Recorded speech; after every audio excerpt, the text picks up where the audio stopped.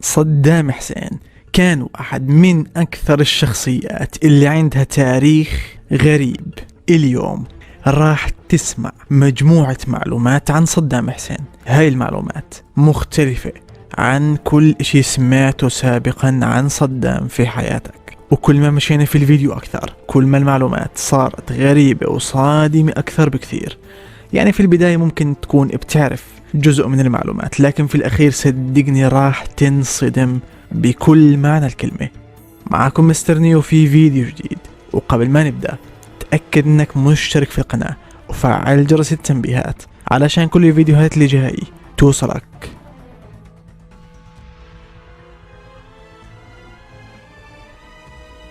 المعلومة الأولى: التعنيف في الطفولة. قبل ما ينولد صدام ب3 شهور اتوفى والده، وبعدها بفترة اتزوجت امه. يعني فعليا نشأ صدام مع زوج والدته يلي اسمه إبراهيم الحسن.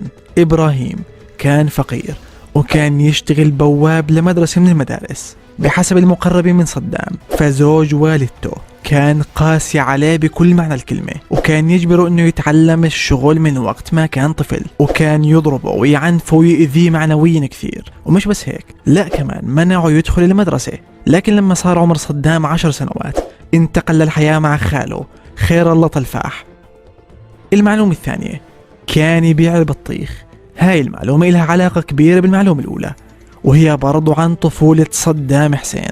احنا حكينا كيف انه طفولته كانت صعبة كثير. كان في قطار بمر من مدينة تكريت وبيتجه لمدينة الموصل. صدام كان يشتغل فيها القطار ويبيع بطيخ لحتى يعيل عائلته ويكسب شوية فلوس.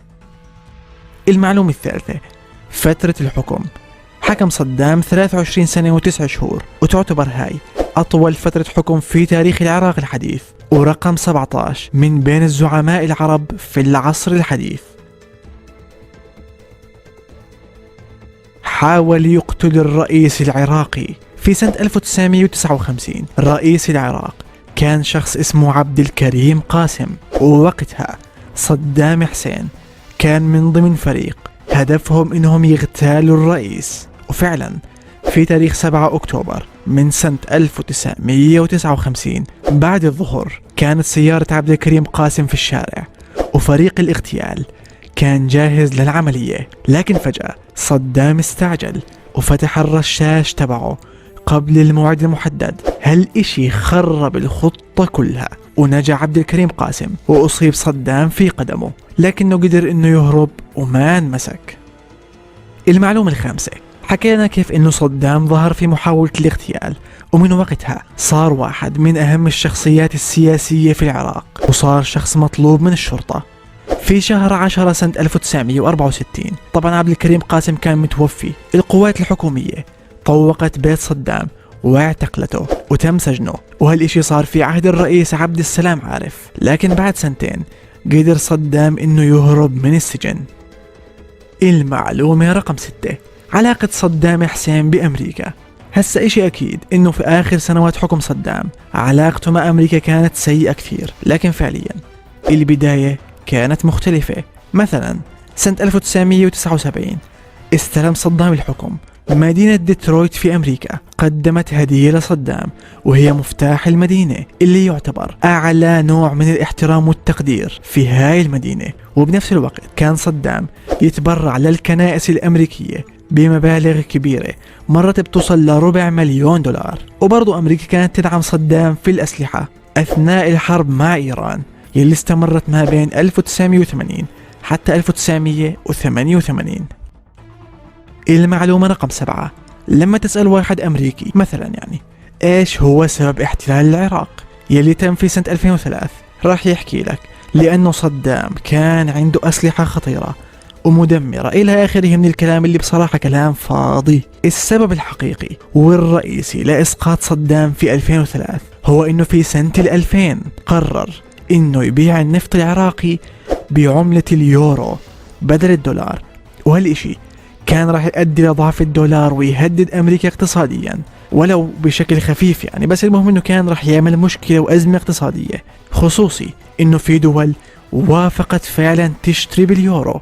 وفعلا من سنة 2000 بلشت أمريكا تعمل تمثيلية اسمها أسلحة الدمار الشامل. المعلومة رقم 8: كثير دول بتكون علاقتهم قوية كثير، لكن علاقة صدام حسين مع الملك حسين ومع الأردن كانت مختلفة كثير، لدرجة إنه في وقت من الأوقات خصوصي في التسعينات كان صدام يعطي الأردن النفط بالمجان، وفي نفس الوقت طبعا كانت الأردن المتنفس الاقتصادي الوحيد للعراق. المعلومة رقم 9: علم العراق. طبعا اليوم علم العراق هو العلم اللي شايفينه قدامكم، لكنه ما كان هيك زمان وتعرض لكثير تغييرات. في سنة 1991 يعني بعد حرب الخليج الأولى أضاف صدام حسين كلمة الله أكبر للعلم. يعني هاي الكلمة ما كانت موجودة زمان، لكن صدام هو اللي أضافها، ومش بس هيك، هو اللي كتب الكلمة بخط إيده وتم نسخها ووضعها في العلم زي ما كتبها بالضبط. وفي سنة 2004 تم تعديل العلم وكتابة الكلمة بالخط الكوفي، ومن بعدها تم إزالة النجمات الثلاث وصار العلم زي ما هو اليوم. من هاي اللحظة راح تصير المعلومات أغرب بكثير، وراح ندخل فعلا في المعلومات الدسمة. المعلومة رقم 10: روايات صدام حسين. كثير رؤساء بيكون عندهم هوايات غريبة. صدام حسين كان يحب يكتب الروايات زيه زي كثير رؤساء ثانيين، لكنه كان مختلف شوي. في سنة 2000 كتب صدام أول رواية وكان اسمها زبيبة والملك. بتعرفوا شو الاشي الغريب؟ الغريب إنه لما صدرت الرواية كان مؤلفها مجهول، يعني ما كان مكتوب اسمه على الرواية أصلا، وهالاشي أثار ضجة كبيرة، خصوصي إنها رواية سياسية رومانسية. طبعا كان في ناس شكوا إنها صدام حسين، وفعلا بالأخير طلع هو الكاتب. في سنة 2001 نشر رواية ثانية اسمها القلعة الحصينة، وفي 2002 نشر رواية رجال ومدينة، وفي 2003 نشر آخر رواية واسمها اخرج منها يا ملعون، وتم نشرها قبل الغزو الأمريكي. وكل هاي الروايات فيها أفكار سياسية ورموز كثيرة زي حرب الخليج والأحداث اللي صارت في العراق والانقلابات وغيرها كثير أشياء. طبعا بتقدر تلاقيها على النت بسهولة. المعلومة رقم 11: الحفرة. في شهر ديسمبر 2003 القوات الأمريكية أجرت عملية الفجر الأحمر اللي كان هدفها القبض على صدام حسين، وفعلا تم القبض عليه من قبل الجنود الأمريكان.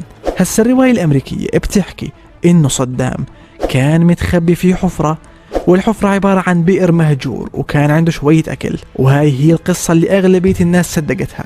لكن الحقيقة مختلفة. القصة اللي أغلب الناس ما بتعرفها إنه صدام حسين ما كان متخبي في حفرة، وما في حفرة أصلا، وإنما كان موجود في بيت صغير في منطقة ريفية.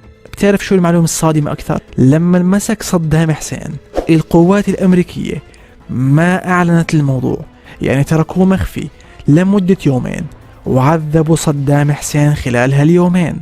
بسبب التعذيب ظهر وجه صدام وكأنه فعلا كان تحت الأرض، وتم إعطائه مخدر عشان يكون شكله غريب أكثر ما يمكن لحظة الاعتقال. المعلومة رقم 12: الزواج السري. في سنة 1986 اتزوج صدام حسين من سميرة فاضل الشابندر، يلي هي كانت زوجته الثانية. اللي ما بتعرفه إنه صدام اتزوجها بالسر بدون علم زوجته الأولى. طبعا الزواج تم بواسطة شخص اسمه كامل حنا، وهو حارس صدام الشخصي، وهو اللي عرفهم على بعض، وكان يعتبر نوعا ما صديق صدام حسين. المعلومة رقم 13: لما انكشف موضوع الزواج السري هالإشي عمل مشاكل كثير في بيت صدام، يعني عمل زي ما تحكي نوع من الخلخلة في البيت. بتتذكروا كامل حنا يلي حكينا انه عرفهم على بعض؟ عدي ابن صدام حسين كان معصب منه كثير واعتبره هو سبب كل المشاكل اللي صارت. استغل غلطة سواها كامل وقتله بضربة على الرأس، وهالإشي صار في سنة 1988. المشكلة إنه كامل حنا كان صديق لصدام وحارسه الشخصي وشخص مقرب منه، فلما صار الحادث صدام عصب كثير وأصدر قرار بإعدام ابنه عدي. لكن الملك الحسين بن طلال اتدخل وقتها وطلب من صدام انه يعيد التفكير ويغير الحكم. وفعلا تم تغيير الحكم من الاعدام للسجن ل3 سنوات بتهمة القتل غير المتعمد. وبعد اقل من سنة تم اطلاق سراح حدي بحجة حسن السلوك في السجن. المعلومة رقم 14، وهاي المعلومة عن موضوع غامض بكل معنى الكلمة، وهو سر لحد اليوم ما بنعرف ايش هي الحقيقة. صدام حسين اتزوج 4 مرات. أول مرة كانت من ابنة خاله ساجدة خير الله، وأنجب منها 5 أبناء: عدي وقصي ورغد ورنا وحلا. ثاني مرة كانت من سميرة فاضل الشبندر يلي حكينا عنها، وأنجب منها ابنه علي. ومن بعدها اتزوج كمان مرتين، من واحدة اسمها نضال الحمداني وواحدة اسمها إيمان حويش. هسا أنا في بداية الفيديو إيش حكيت؟ قلت كل ما مشينا في الفيديو أكثر كل ما صارت المعلومة أغرب. راح تسألني وتحكي طب ماشي، يعني صدام تزوج 4 مرات، وين الاشي الغريب؟ يعني الشرع حلل 4 وكثير رؤساء عددوا الزوجات، بس صدام كان مختلف شوي. وخذ عندك أغرب معلومة لحد هسه. المقربين من صدام حسين إيش بيحكوا؟ بيقولوا صدام اتزوج مرتين. من وين جيتوا ب4 زوجات؟ الزلمة ما تزوج إلا أول 2 زوجتين يلي هن سميرة وساجدة. وفي مصيبة لسه أكبر، رغد بنت صدام إيش بتحكي؟ بتقول أنا أبوي كان عنده 2 ذكور وهم عدي وقصي، ما عندي أخو اسمه علي. من وين جيتوا بعلي؟ ولحد اليوم ما حدا بيعرف مين هم عائلة صدام حسين بالضبط إلا صدام نفسه. المعلومة رقم 15، مصحف صدام.